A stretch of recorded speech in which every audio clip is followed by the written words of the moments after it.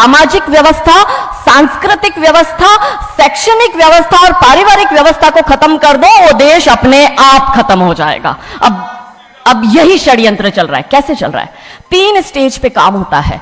25 वर्ष तक की बच्चियों को बिगाड़ने का काम बॉलीवुड अपने टीवी सीरियल के माध्यम से करता है। 25 से 35 वर्ष की शादीशुदा महिलाओं का जीवन और उनके परिवार को बर्बाद करने का काम एकता कपूर जैसी महिलाएं अपने टीवी सीरियल के माध्यम से करती है।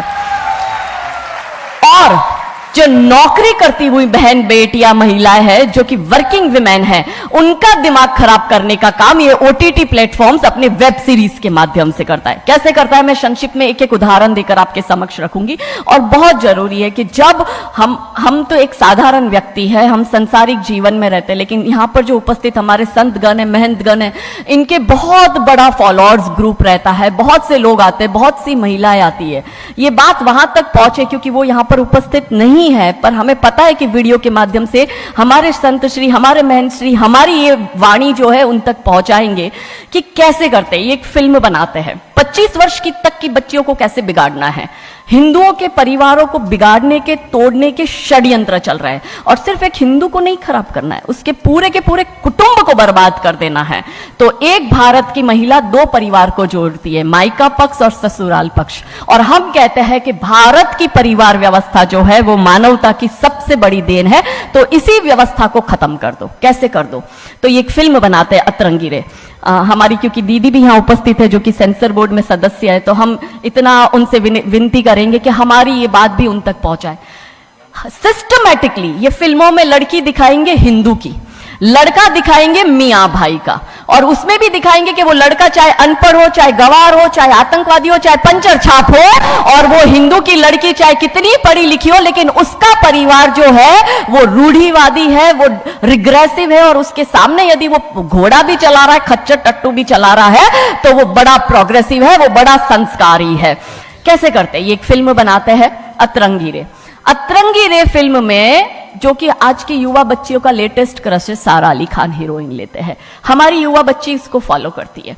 उसमें यह दिखाते हैं कि सारा अली खान जो एक मुस्लिम लड़के के प्यार में पड़ जाती है और अपने परिवार से विरोध कर उनसे लड़ झगड़ कर ट्रेन में बैठकर वो भाग जाती है। उसी ट्रेन में एक संवाद होता है उस पिक्चर के हीरो का और उसी हीरोइन का। दोनों अपनी अपनी लव स्टोरी शेयर करते हैं। तो हीरोइन पूछती है हीरो को कि तुम्हारी लव स्टोरी बताओ। तो वो कहता है कि कल मेरी शादी होने वाली है और लव स्टोरी तो मेरी लव स्टोरी है कि मैंने बचपन से जिस लड़की से प्यार किया, जिसके साथ पढ़ाई की, जिसके साथ मैं बढ़ा हुआ, उसी लड़की से मेरी बचपन की मित्र जो मेरे समाज की है, जो मेरे गांव की है, उसके साथ ही मेरी शादी होने वाली है। तो वो हीरोइन कहती है अरे ये और कोई लव स्टोरी है, ये लव स्टोरी नहीं हो सकती। तो हीरो पूछता है तो फिर क्या हो सकती है लव स्टोरी? तो वो कहती है कि मैंने एक मुस्लिम लड़के से प्यार किया है, मैं ठाकुरों की लड़की हूं, पूरा समाज, पूरा घर, पूरा परिवार मेरे खिलाफ है और मैं उन सबको ठोकर मारकर, उनकी भावनाओं को ठोकर मारकर अभी ट्रेन में बैठकर भाग रही हूं उस लड़के से शादी करने के लिए। और वो हीरोइन वहां पे डायलॉग देती है कि लव स्टोरी तो मेरी लव स्टोरी है कि मैं ठाकुर की लड़की और वो कतई मियां भाई, और ये है असली लव स्टोरी। तब हमारी 13, 14, 15 साल की युवा बच्ची, जिसके शरीर में हार्मोन्स चेंज होते हैं, आकर्षण होता है विपरीत व्यक्ति के लिए, तब वो आकर्षण में ये सोचती है कि हिंदू होके हिंदू बॉयफ्रेंड नहीं रखना, हिंदू होके हिंदू से प्यार नहीं करना। आप इतिहास में छपेगी, आपकी लव स्टोरी तभी बनेगी जब आप किसी मियां भाई से प्यार करेगी और उससे शादी करेगी। तो कैसे सिस्टमैटिकली ये स्लो पॉइजन बॉलीवुड की फिल्मों के माध्यम से फ्रेजाइल माइंड में डाला जा रहा है। और आज देखो कि क्यों समाज में लव जिहाद के इतने केस बन रहे हैं, और उसका सबसे बड़ा और मुख्य कारण बॉलीवुड है, क्योंकि इन बॉलीवुड वालों ने हमारी बेटियों को हादी रानी और रानी चिन्नमा रानी अब्बा का नहीं दिखाया। इन बॉलीवुड वालों ने हमारी बेटियों को करीना खान दिखाया है ताकि वो अपनी कोख से तैमूर और जहांगीर पैदा करे। ये बॉलीवुड वाले लव स्टोरी पर फिल्म बनानी है तो ये हादी रानी और राजा रावत सिंह चुड़ावत पर क्यों नहीं बनाते? मैं आपको उनकी कथा शॉर्ट में करती हूं कि राजा रावत का शादी जो होता है वो हादी रानी से होता है, मेवाड़ के राजा है, और औरंगजेब की सेना आक्रमण करने आती है। और जब औरंगजेब की सेना आती है तो राजा रावत सिंह का 2 दिन पहले ही विवाह हुआ होता है हादी रानी से।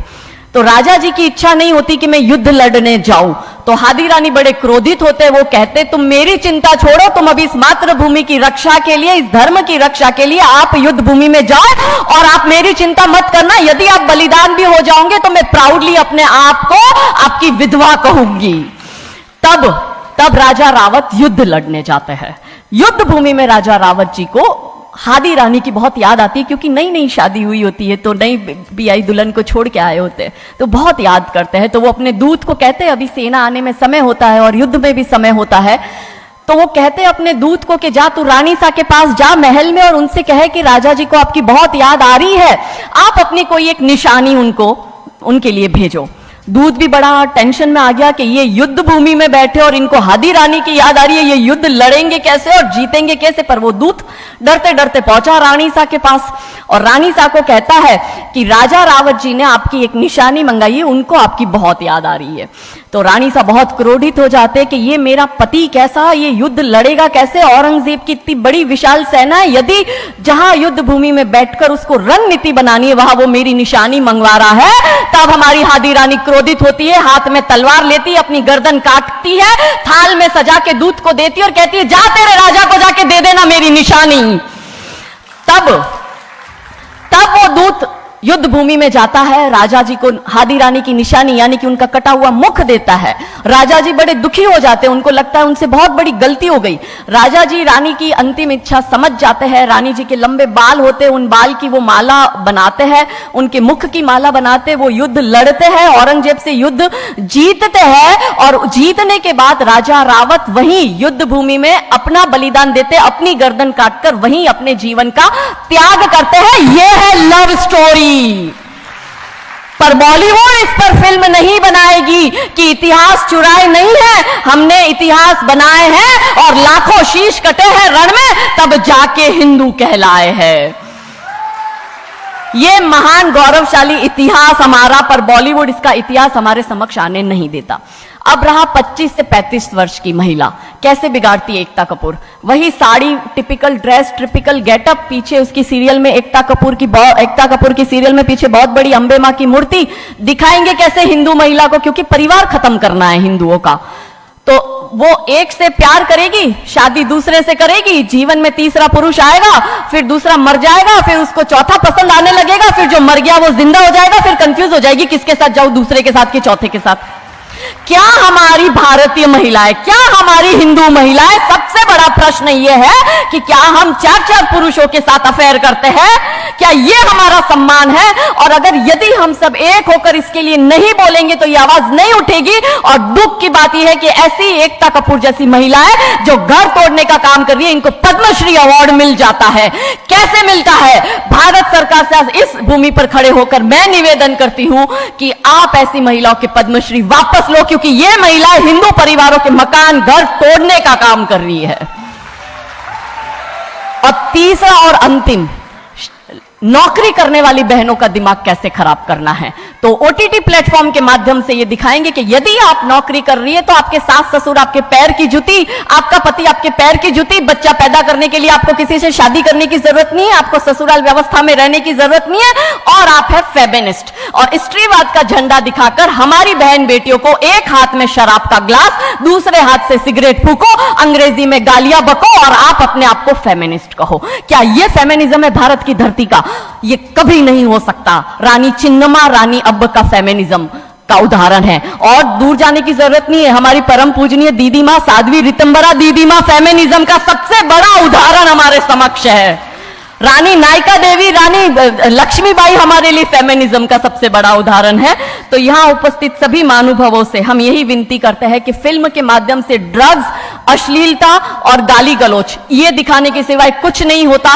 तो हम सब मिलकर एक साथ एक आवाज उठाए कि इन चीजों का बंद होना बहुत जरूरी है, क्योंकि आने वाली पीढ़ियों को बर्बाद करने का काम ये लोग अपने टीवी सीरियल और फिल्मों के माध्यम से कर रहे हैं। और क्योंकि शुरुआत भगवान राम जी के नाम से करी थी, तो अंत भी हम भगवान राम जी के नाम से करना चाहेंगे कि कौन है राम।